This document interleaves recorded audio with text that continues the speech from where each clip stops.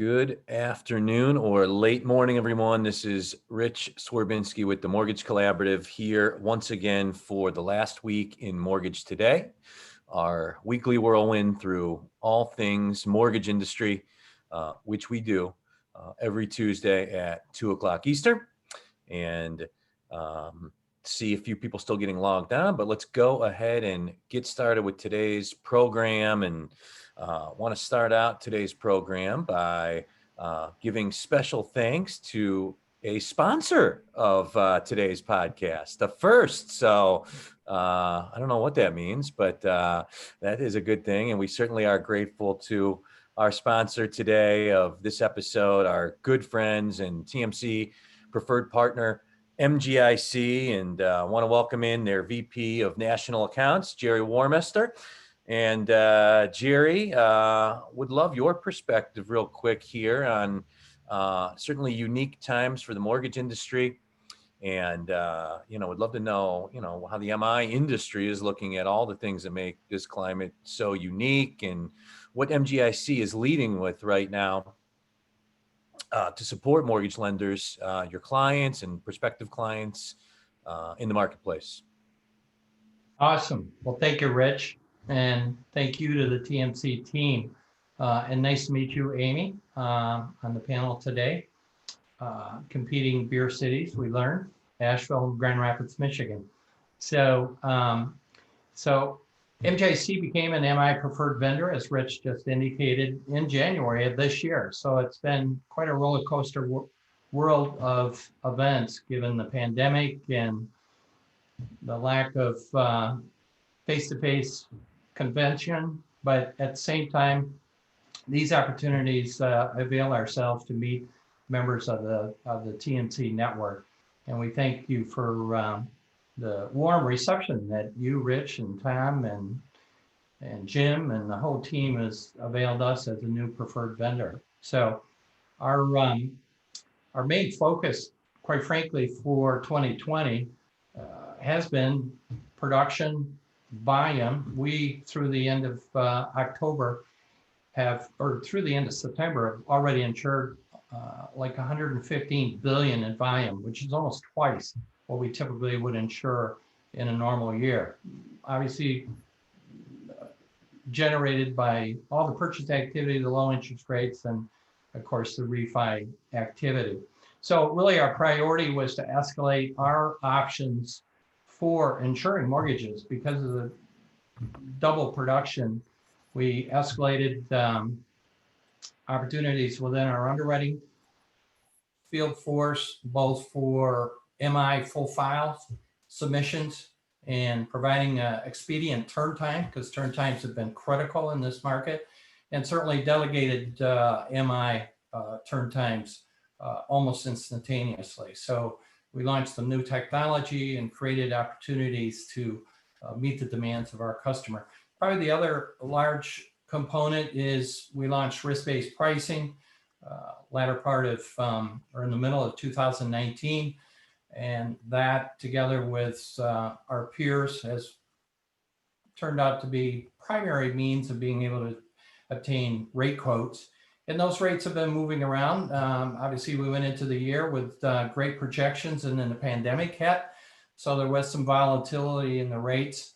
But at the same time, we escalated the rate returns and the timing so that they were expedited to our customers. And the other option is we customized rate cards. If our client was interested in a specific means of a defined rate card as opposed to the volatility of risk-based pricing. So some of the other tools that MGIC has built their reputation on really over the last 60 years is their training.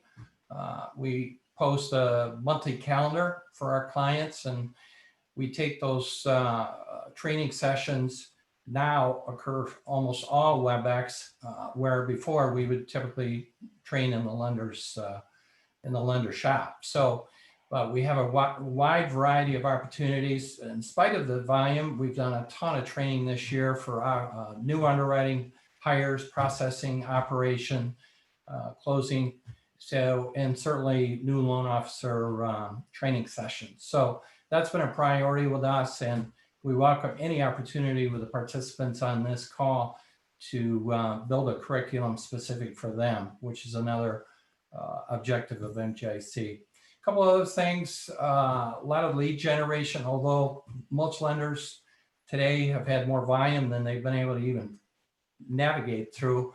But at some point, lead generation will have a new priority. So we have DPA Analytics and a partnership with DPA.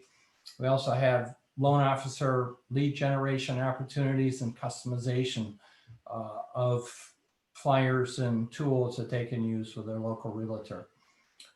So a couple other items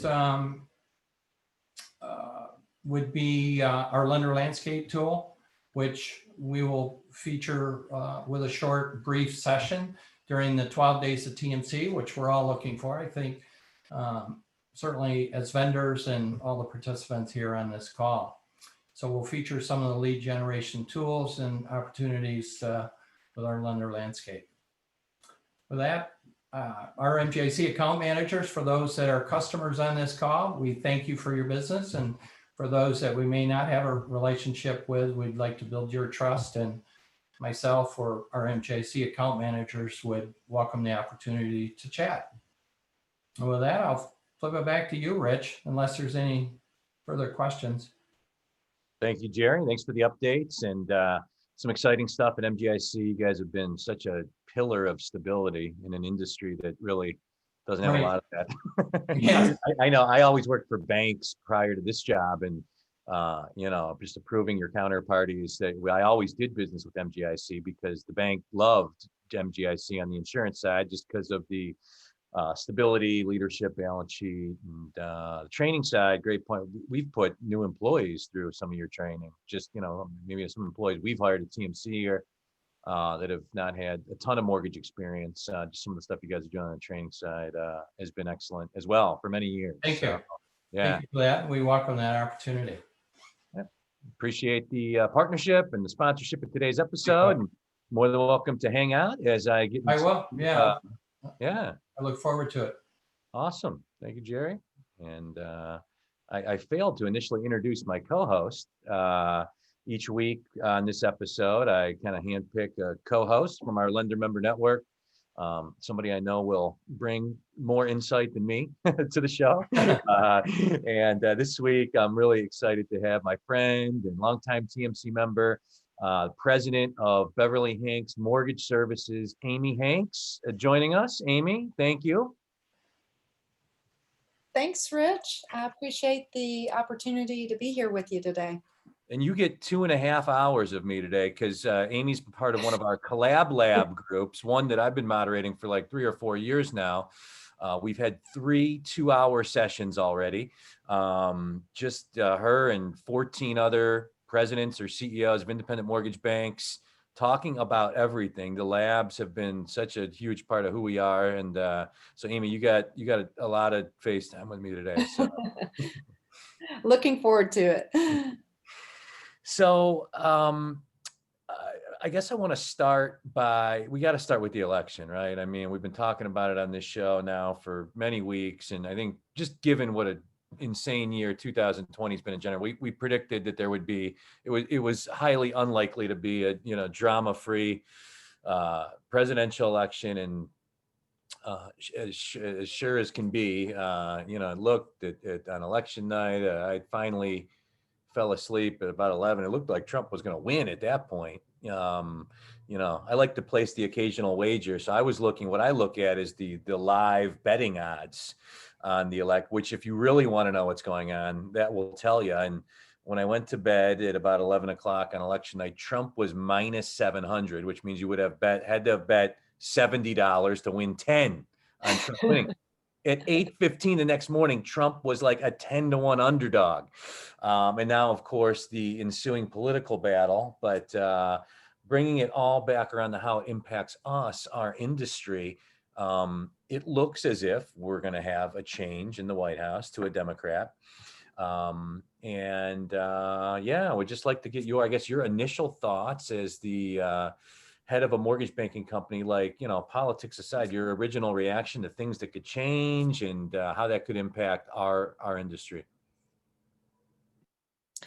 Well, I definitely think with there being a little bit of separation of powers from the way it looks like the Senate race has gone, that definitely helped the markets and a lot of people to feel like that you've still got quite a bit of ability for them to be able to have both sides negotiating for what they want. So anybody coming in and making a lot of changes quickly is probably not going to happen. So, with some of Biden's thoughts on where he wants to go and possibly seeing changes in some of the heads of the organizations that rule our world, all of that can definitely make some changes over the next couple of years. But I do think, along with the announcement yesterday of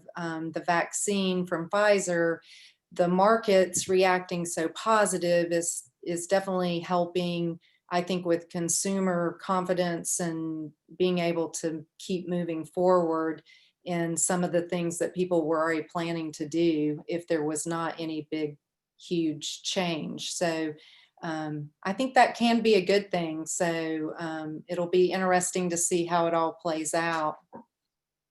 Absolutely. Yeah. Stock market loves this outcome. I think a lot of people thought, oh, stock market wants Trump, stock market wants Trump. I think what happened, is evidenced by what the stock market has done, is what the market wanted.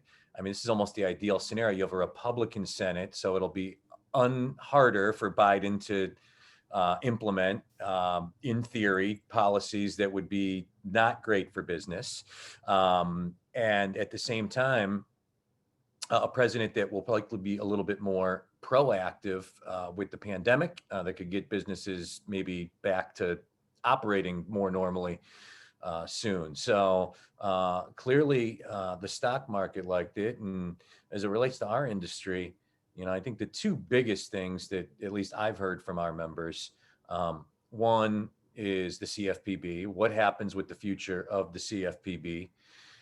We were hopeful to get their director, Kathy Kraninger, to speak at our 12 Days of TMC event that's coming up in December.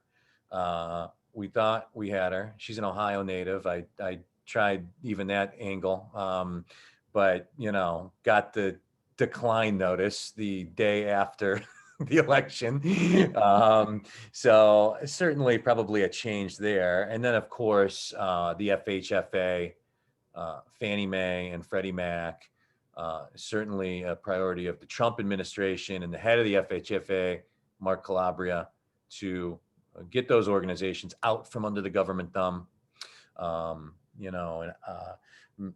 away from being private kind of government funded companies. So we'll see. I mean, there was a statement that came out from FHFA saying kind of like all systems ahead in terms of, getting Fannie and Freddie out of conservatorship. But you would think if Biden does go on to become the president, the chances of Fannie and Freddie,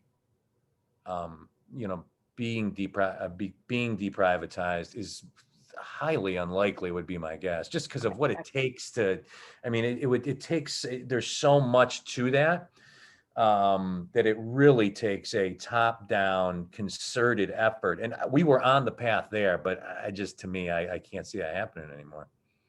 Yeah, I agree. I think that if it all stays as they're saying right now, I think the likelihood of that is going to be, I think it's going to shut that down for a while. And, I understand the reasons why Calabria and others want to deprivatize the agencies. Ultimately, right now, the government is on the hook. If we had another redux of the meltdown, 07, 08 meltdown, we know the government, the amount of money they had to shell out to bail out the mortgage industry. That's what drives the people that want to deprivatize Fannie and Freddie. I'll tell you what, if you asked our lender members, just, people in your position that run mortgage companies, Joe Lender, across America, they don't want any change. I mean, I have something to do, but, having the government backing Fannie and Freddie is a good thing for mortgage lenders in the mortgage lending industry, right? Yeah, and I think having them in that form during COVID made a huge difference. If they had not been, I'm not sure that we would have been able to jump and recover as quickly as we did. That's a Um, great point. I mean, if they're public companies, right, that are controlled by shareholders and boards, well, who knows what they would have done? It may have been the same thing, but it was huge. I would agree with that. So, the CFPB. So, your company is unique in that. So, I guess let me start there because it'll frame some of the discussion that we're going to have here. And before I go there, I'm with Amy Hanks, the president of Beverly Hanks Mortgage Services. And for our attendees that are with us here, please feel free any questions, comments. Don't hesitate to pump those in via the chat or the Q&A. We'll be happy to voice them aloud. But Beverly Hanks Mortgage Services, part of a broader entity that is a real estate brokerage and a mortgage company, which gives you unique perspective on the industry that I'm going to glean some of that out of your brain here in a moment. But there's certain regulatory tentacles.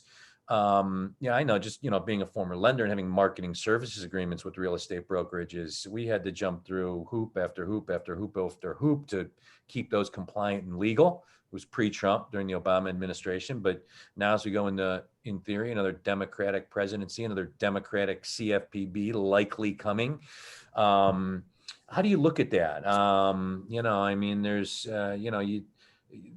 RESPA and, so a lender that uses Beverly Hanks real estate, they can't feel like they're being steered towards a mortgage, right? At Beverly Hanks Mortgage Services, correct? right, right.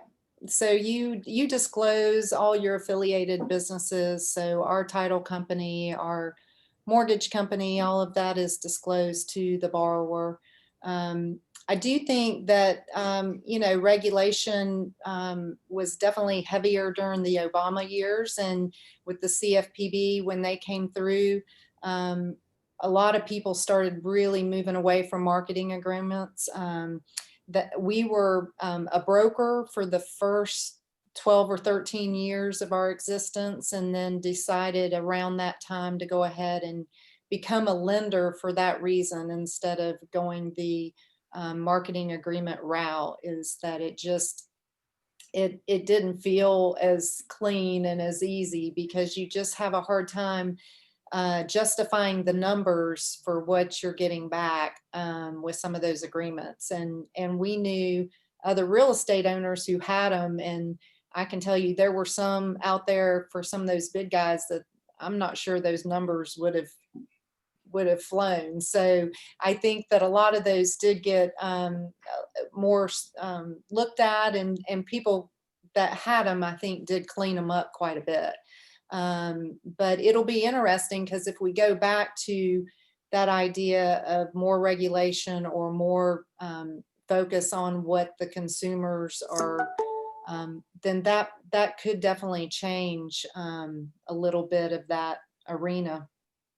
Yeah, absolutely. It'd be one of many interesting things to keep an eye on as we get into the final months of this year and into next year. And talking about next year, I want to get your thoughts on a few things. Again, being in a unique position, being close to the real estate and the mortgage side of the business. And let's start with the real estate side. We've talked a little bit on these calls just about some of the emerging technology on the real estate brokerage side of things. Talking about if it's virtual showings or virtual inspections, and obviously a lot more e-signing of stuff. We'd just be interested in your perspective on the evolution that we've seen over the last year or so on the emerging tech side, on the real estate side of the business. Yes, so we definitely, when COVID hit, our real estate company definitely jumped. There were a lot of technology and things out there, but they weren't all getting utilized quite yet, which reminds me on the mortgage side with e-closings, and a lot of those things quickly became tools that people started using. So the virtual, for people to look at properties virtually, the marketing videos, the way that we market without people having to go into the homes, the inspections, just a number. We have a lot of people who are walking in the property for the first time the day of closing or a day before closing. And it's really incredible to see how many people are buying property that way. So I do think that COVID has accelerated the use of a lot of trends and a lot of tools that were out there and now we're at the forefront.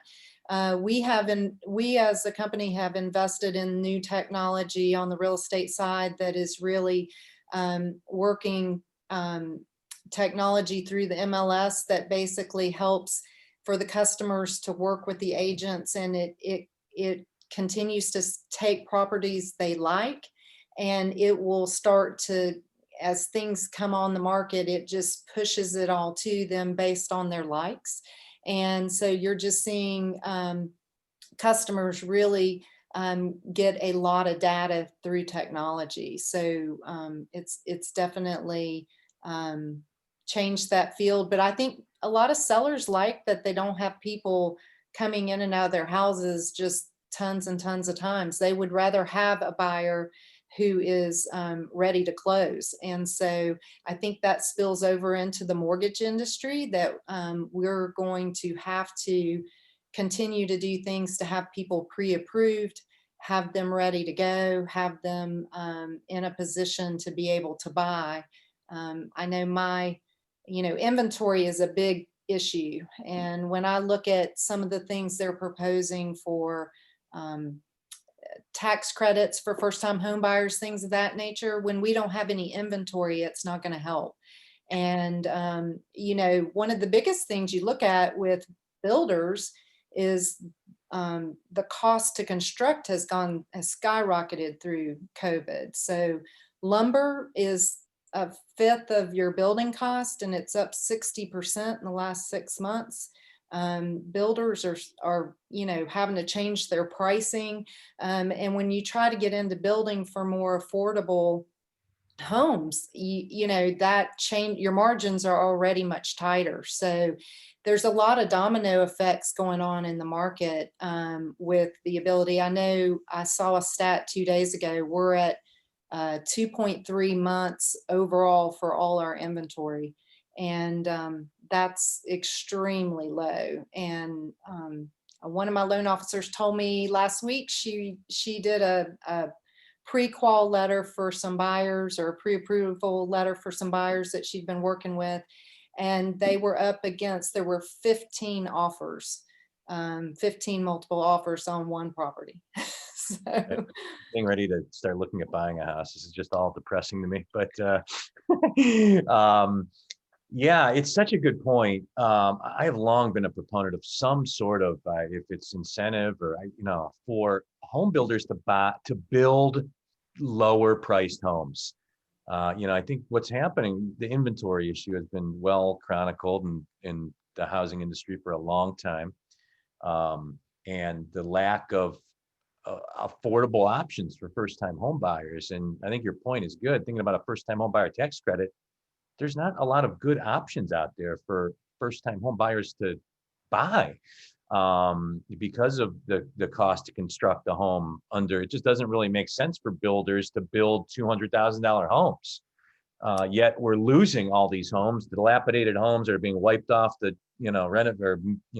demolished and made into other things, and they're being replaced with exclusively $500,000 homes from Lennar and Toll Brothers and Pulte. And so, I don't know I'm not smart enough to know what the answer is there, other than I think something needs done, so.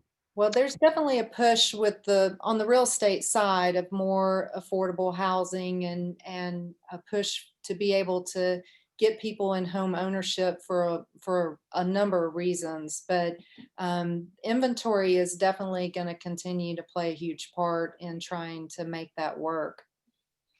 Another reason, Fannie and Freddie staying under the government thumb, I think they can be a part of the solution there with some sort of, program or products for construction of homes under a certain dollar figure that, I think could be part of it on the lending side and help incent builders as well to build those homes. But Another thing I want to pick your brain on, other trends you've seen from home buyers. One of the things we talked about in our lab group, I think in the last session, was just I wanted to get everybody's sense of trends they were seeing with younger home buyers and home buyers since the pandemic hit. What have you seen on that side? Just different tendencies and trends that people are looking for in homes that they're buying or building. Yeah, it's really interesting because several years back, after the recession, everyone was going to, we need a smaller home. We don't need that much of a home. Since the pandemic, it's interesting that you have so many people that are, it's not just a place you go at night, right? So it's really changed. We're seeing a lot of people search by features, not location. People not having to commute, being able to work from home. They're really looking at wanting to change and have a home that has a lot of different, such as an office, outside amenities, if they have kids. There's a lot of things like that that have really changed what people are looking for. We're seeing a lot of people that want to get out of more urban areas and get to suburbs and areas that are not as highly populated or so it's definitely changed a lot.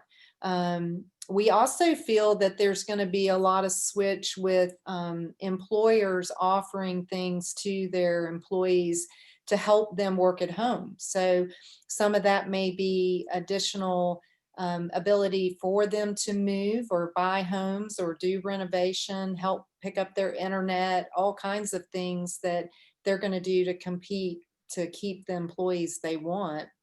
And so as a lender, I think we're going to see more and more of that you normally would only see in like a reload type package. I think that may become more of something you see with just all kinds of businesses offering their employees. Absolutely. Got a couple minutes left.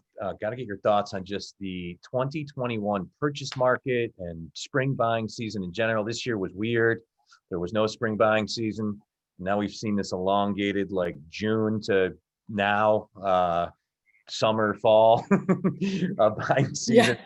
Doesn't Just feel keep it's going. slowing down a little bit, but really hasn't stopped. How do you look at the purchase market next year? I think most of the projections are purchases will be up 5 to 10%, depending on who you're looking at.